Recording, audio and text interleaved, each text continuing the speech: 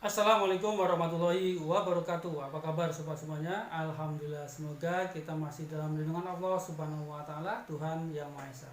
Oke, jumpa lagi dengan saya di channel Agus Priatmojo. Gimana kabar sobat semuanya? Semoga aja dalam keadaan sehat walafiat, tidak kurang suatu apapun. Yang kebetulan hari ini dikodar sedang sakit atau sedang tidak enak badan, saya berharap diberikan kesembuhan, kesehatan, dan bisa beraktivitas kembali. Dan tentunya kita selalu jaga kesehatan, di mana kondisi saat pandemi corona masih berkeliaran, masih bertebaran, walaupun pemerintah sudah memperlakukan PSBB transisi ataupun new normal, itu adalah ujian buat kita agar kita tetap waspada bahwa Corona saat ini belum hilang, masih berkeliaran mencari tempat untuk berkembang biak. Tetap pakai masker kalau berpergian, kemudian bila perlu, kalau nggak penting banget, hindari kerumunan, dan tentunya cuci tangan kalau sampai ke rumah. Jangan sampai nyampe rumah kita membawa virus buat keluarga kita. Semoga kita semuanya tidak terpapar virus corona. Dan pemerintah saat ini sudah memperlakukan new normal, berharap kegiatan ekonomi kembali normal, kembali bergeliat. Jangan sampai ekonomi Indonesia terlena dengan buayan-buayan virus corona. Semenjak 1 Juni 2020, pemerintah pusat sudah memperlakukan new normal. Artinya kelonggaran PSBB, aturan-aturan PSBB yang sebelumnya sudah mulai dilonggarkan. Dari mulai berkegiatan, perusahaan yang tadinya sudah ditutup sekarang sudah dimulai dibuka, tentunya dengan sesuai protokol kesehatan COVID-19. Terus berlanjut restoran, terus pasar, mal, dan sebagainya. Itu semuanya adalah untuk menggairahkan perekonomian Indonesia. Nanti kalau begini terus gimana? Makanya sobat semuanya, tetap jaga kesehatan, jangan sampai ceroboh.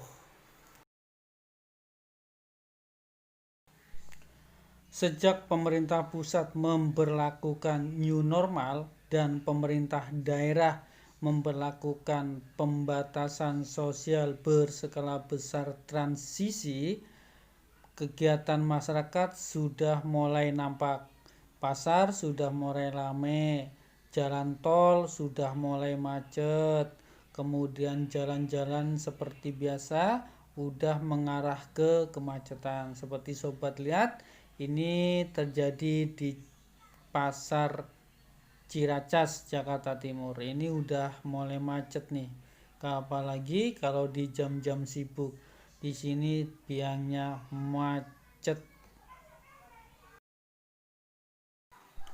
Sebetulnya pandemi corona atau COVID-19 di Indonesia itu belum benar-benar hilang, belum benar-benar pergi, tapi pemerintah sudah nggak sabar pengen menggerakkan orang untuk beraktivitas biar nggak terlalu lama bengong di rumah. Kalau awalnya kita disuruh di rumah saja, sekarang selambat laun disuruh untuk beraktivitas berdampingan dengan corona. Nah, itu tadi kegiatan ekonomi yang terjadi di salah satu pasar di Jakarta Timur, yaitu tepatnya di daerah Ciracas. Oke sobat, jangan lupa tonton video ini sampai akhir, dan tentunya like, komen, dan subscribe. Bagi sobat semuanya yang kebetulan baru pertama kali menemukan channel saya, channel Agus Priatmojo, jangan lupa tinggalkan jejak melalui subscribe dan komen. Karena komen sobat semuanya dan subscribe sobat semuanya membuat motivasi saya untuk memberikan konten-konten yang lebih baik, dan tentunya memberikan suguhan-suguhan video yang lebih menarik dari yang ini. Ikuti video ini sampai selesai. Makhluk corona pertama kali datang ke bumi itu sekitar akhir tahun 2019, tepatnya di kota Wuhan, Cina.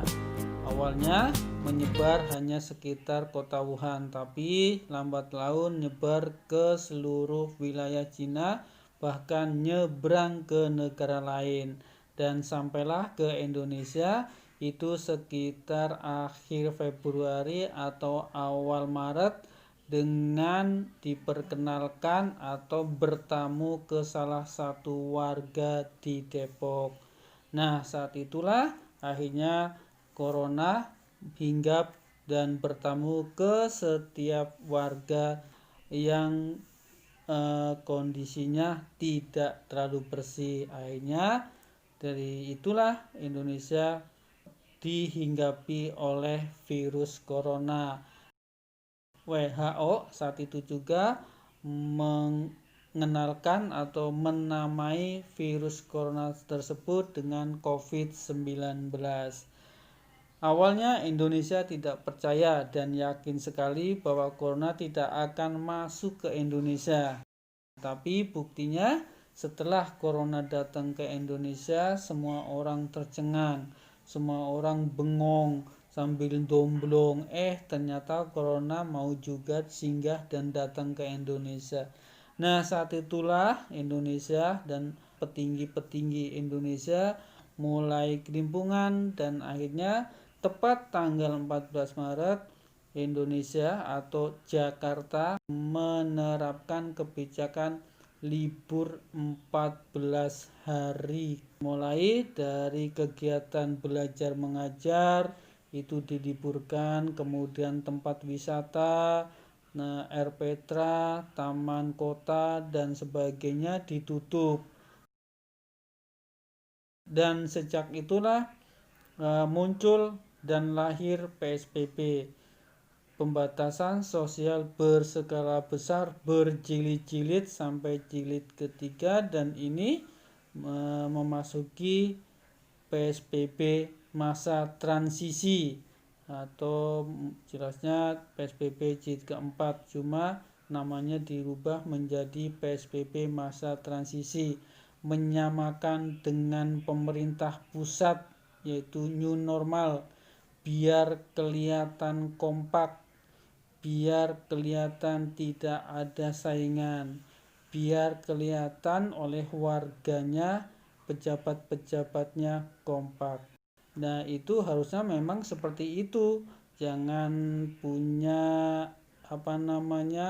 istilah sendiri-sendiri, cuma beda nama, tujuannya sama.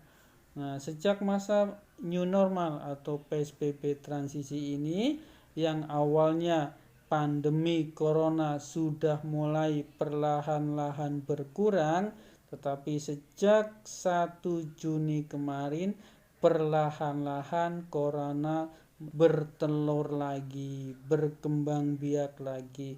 Itu menurut informasi yang kita dengar di TV setiap ada pengumuman pembacaan situasi perkembangan corona di Indonesia. Sangat memprihatinkan ketika Indonesia berjuang mati-matian memutus pandemi COVID-19 atau corona, tiba-tiba para pemimpin kita memperlakukan PSBB transisi atau new normal. Yang gak bisa disalahin juga, para pejabat tinggi itu merasa resah dan gelisah karena laporan neraca atau laporan ekonominya sangat menurun drastis, apalagi pendapatan dari pajak, kemudian pemerintah daerah dan pusat juga harus mengeluarkan bantuan tunai langsung, mungkin berupa sembako, beras dan sebagainya. Akhirnya lambat laun kas negara terkikis. Nah, gimana caranya agar kas negara bisa naik lagi? Lahirlah kebijakan PSBB transisi atau new normal.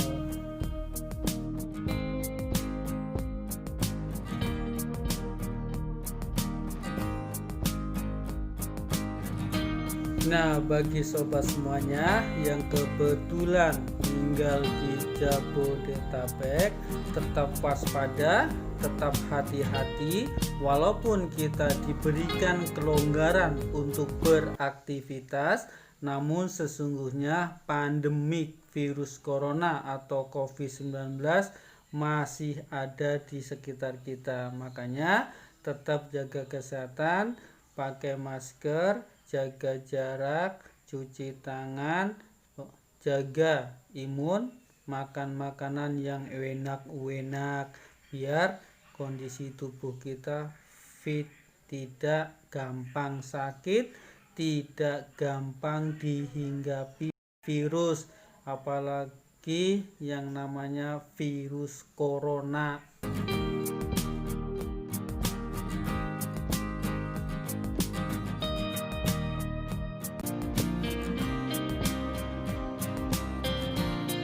Baik sobat, terima kasih yang masih setia menonton video ini. Jangan lupa like dan kasih komen, dan tentunya subscribe agar saya semakin semangat ngomongnya. Istilah new normal saat ini sangat mudah ditemui masyarakat dalam berbagai platform media.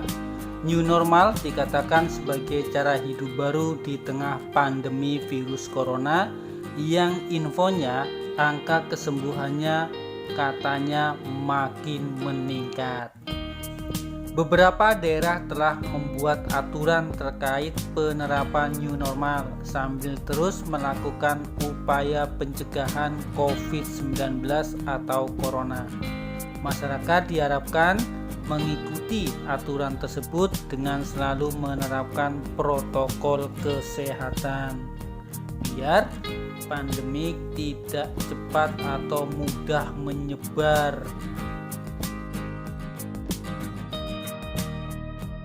New normal adalah langkah percepatan penanganan COVID-19 atau corona dalam bidang kesehatan, sosial, dan ekonomi. Skenario new normal dijalankan dengan mempertimbangkan kesiapan daerah dan hasil riset epidemiologis di wilayah tersebut. Badan Bahasa sudah memberikan istilah Indonesianya, yaitu kenormalan baru. Kata normal sebetulnya dalam bahasa Inggris sudah dijadikan nomina, makanya jadi new normal. Badan Bahasa kemudian membuat padanannya menjadi kenormalan, karena kalau normal itu adjektiva kata sifat, jadi kenormalan baru. Itu kata ahli bahasa, yaitu Profesor Dr. Rahayu Surtiati Hidayat dari Universitas Indonesia.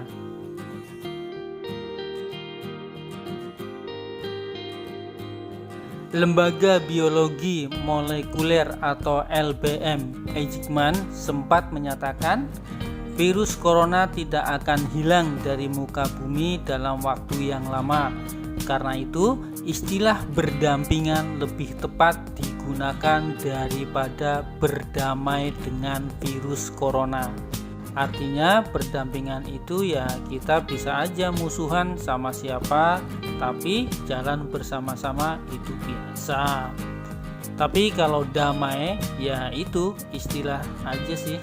Tapi mungkin dari sudut virologi, istilah berdampingan itu lebih dapat dipraktikkan. Itu kata Kepala LBM Eijkman Profesor Amin Subandrio. Manusia punya sejarah dan pengalaman hidup berdampingan dengan mikroba seperti virus influenza, HIV, dan demam berdarah. Menurut Profesor Amin, yang perlu dilakukan adalah mengenali virus tersebut untuk bisa mencegah penularannya. Presiden Jokowi telah meminta seluruh jajarannya mempelajari kondisi lapangan untuk mempersiapkan tatanan normal yang baru di tengah pandemi COVID-19 atau Corona. Saat ini sudah ada 4 provinsi serta 25 kabupaten kota yang tengah bersiap menuju new normal. Penerapan new normal nantinya bersamaan dengan pendisiplinan protokol kesehatan yang dikawal jajaran Polri dan TNI. Selanjutnya, tatanan normal yang baru akan diperluas jika dinilai efektif.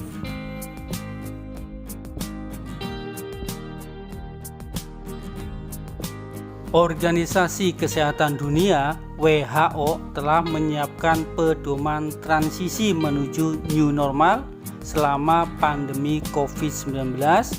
Dalam protokol tersebut, negara harus terbukti mampu mengendalikan penularan COVID-19 sebelum menerapkan new normal. Dan bagaimana dengan Indonesia? Saat ini, pada saat COVID-19 masih merajalela, masih gampang menyebar ke seluruh warga negara Indonesia, pemerintah sudah menerapkan new normal.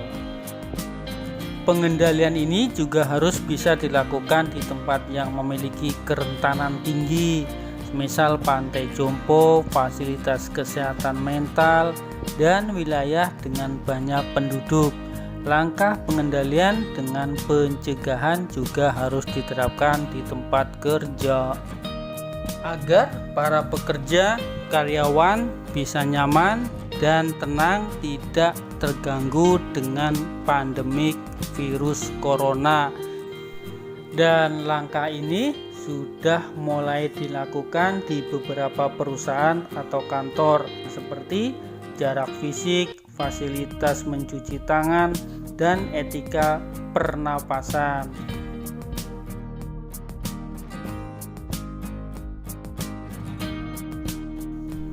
Kalau di Kota Semarang, informasinya akan merencanakan menerapkan new normal usai pembatasan kegiatan masyarakat PKM, yaitu pada 7 Juni 2020. Salah satu yang sudah berencana menerapkan new normal adalah Dinas Pendidikan dengan pola masuk sekolah yang baru. Misal bulan Juli kelas 5 dan 6 sudah boleh masuk dengan SOP kesehatan. Kelas 1 sampai kelas 4 mungkin seminggu 2 kali masuk, jadi kelas longgar, ada jarak, atau mungkin pakai sekat. Sedangkan di Kota Surabaya masih memilih fokus pada penanganan COVID-19 untuk warganya. Penerapan new normal dipertimbangkan setelah kondisi menjadi lebih baik. Nah, kalau di Provinsi Jawa Barat, awalnya berencana menerapkan new normal pada 1 Juni 2020. Namun muncul kebijakan memperpanjang penerapan pembatasan sosial berskala besar atau PSBB. Perpanjangan PSBB ternyata tidak lantas membatalkan awal penerapan new normal. Kalau Jabar tanggal 1 Juni sebagai launching new normal, lebih tepatnya dimulainya budaya adaptasi kebiasaan baru AKB. Pokoknya Indonesia kaya dengan istilah-istilah, termasuk yang ini yang terbaru. Sedang DKI Jakarta beberapa kali disinggung sebagai provinsi yang paling siap menerapkan tatanan kehidupan normal baru.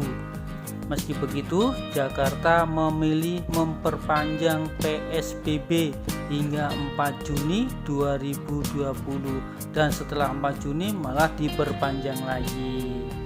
Karena DKI mempertimbangkan data kasus terakhir sebelum penerapan new normal.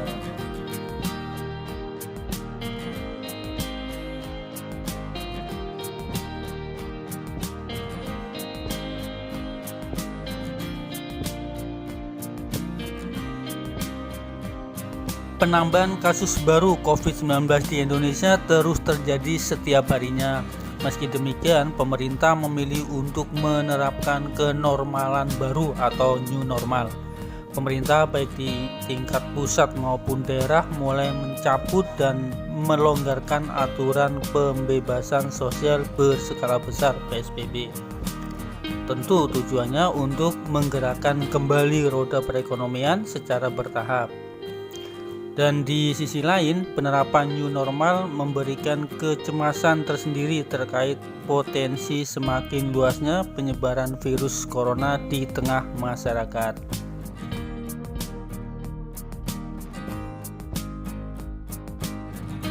Sebenarnya, kunci untuk bisa bertahan di tengah penerapan new normal adalah perubahan perilaku kita di setiap harinya, yang sehari-harinya mungkin kita agak ceroboh atau mengabaikan kesehatan. Bolehlah saat ini kita perhatiin yang itu biar agar pandemi corona tidak mendekati kita. Artinya kita sebagai masyarakat Indonesia harus hidup lebih bersih, sehat, seperti jaga jarak, pakai masker, dan cuci tangan dengan sabun di air yang mengalir. Kalau kita bisa melakukan seperti itu, perilakunya banyak berubah, penularan tentunya tidak bisa terjadi.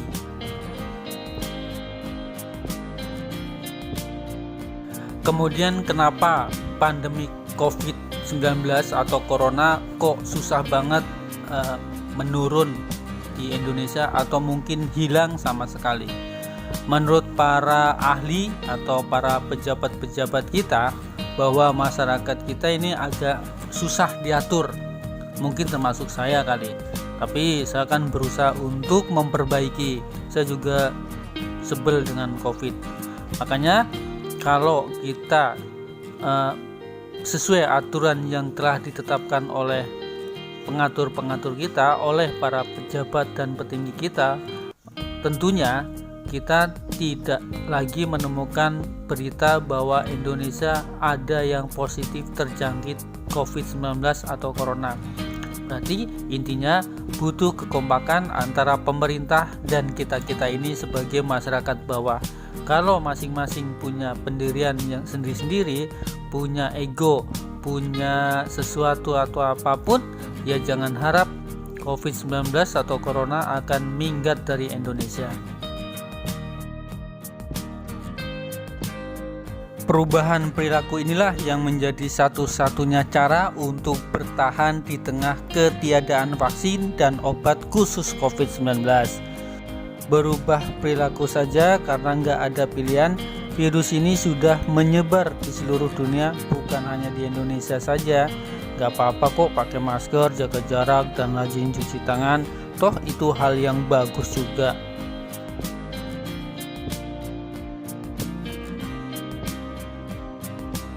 Jumlah penambahan kasus COVID-19 atau Corona masih cukup tinggi di Indonesia. Beberapa hari terakhir, ketika pemerintah memberlakukan kebijakan PSBB masa transisi dan kebijakan new normal, dan ini pemerintah menerapkan kenormalan baru atau new normal, mengembalikan aktivitas masyarakat guna menggerakkan perekonomian yang sempat tersendat.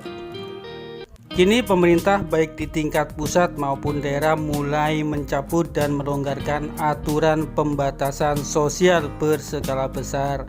Makanya walaupun pandemi COVID masih nampak, pemerintah berani mengambil resiko dengan melonggarkan aturan tersebut. Secara tidak langsung, kasus COVID-19 atau Corona yang masih tinggi, namun konsep new normal mulai diberlakukan. Apakah ini upaya pemerintah menerapkan herd immunity alami? Untuk ini, tim pakar gugus tugas percepatan penanganan COVID-19 yaitu Profesor Dr. Wiku Bakti Bawono Adi Sasmito MSc menyebutkan bahwa new normal tak bisa dikaitkan dengan herd immunity. Keduanya berbeda konsep. Dia mengatakan akan sulit untuk menerapkan herd immunity alami di Indonesia mengingat jumlah penduduknya yang banyak sehingga akan memakan waktu puluhan tahun. Dia menjelaskan herd immunity atau kekebalan kelompok secara alami akan terbentuk jika semakin banyak orang yang terinfeksi dan sembuh. Sebab semakin banyak juga orang yang kebal akan virus tersebut.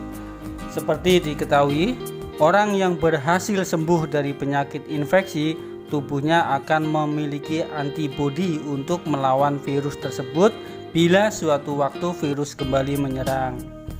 Kondisi herd immunity ini akan terjadi jika ada penularan aktif di masyarakat. Sementara pada saat ini pemerintah berupaya memutus rantai penularan dengan penerapan protokol kesehatan COVID-19. Jika ingin terjadi herd immunity alami, sudah pasti arahan yang diberikan berbeda, yakni tidak perlu memakai masker, jaga jarak, dan cuci tangan dalam melakukan aktivitas sehari-hari.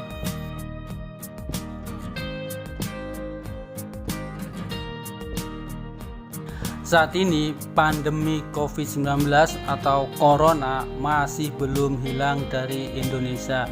Sepertinya akan butuh waktu lama pemerintah untuk mengusir penjajahan Corona atau COVID-19. Tentunya itu harus bisa kerjasama antara pemerintah pusat, daerah, dan sampai ke bawah, sampai ke RT, dan kita juga sebagai masyarakat yang baik tentunya.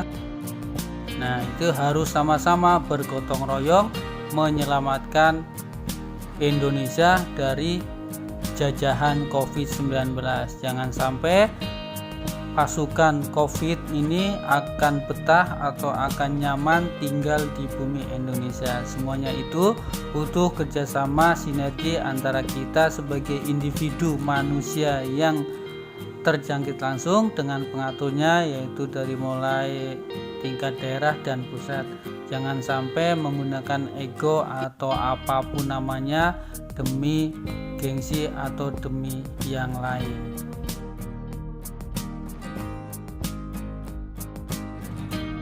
Ketika negara tetangga kita sudah sukses menangani pandemi virus corona atau COVID-19 dan mereka sudah mulai menata perekonomian baru setelah tercapik-capik oleh virus, kok kita masih berkutik dengan mencari cara, mencari kebijakan, memberlakukan kebijakan dan sebagainya pakai namanya untuk mengatasi COVID-19 atau Corona.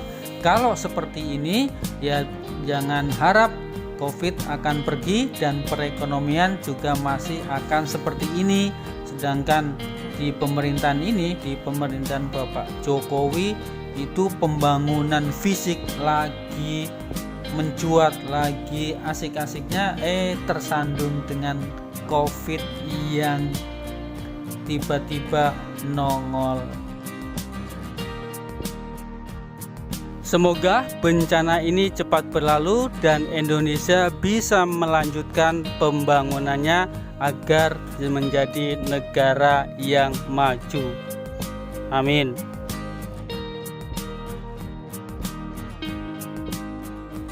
Baik sobat semuanya, cukup di sini dulu video dari saya. Kurang lebihnya saya mohon maaf yang sebesar-besarnya. Dan terima kasih buat sobat semuanya yang sudah menonton sampai paripurna dan tentunya yang sudah like, subscribe, dan komen. Kita jumpa lagi di video berikutnya tentunya dengan suguhan atau sajian yang lebih baik dari video yang ini.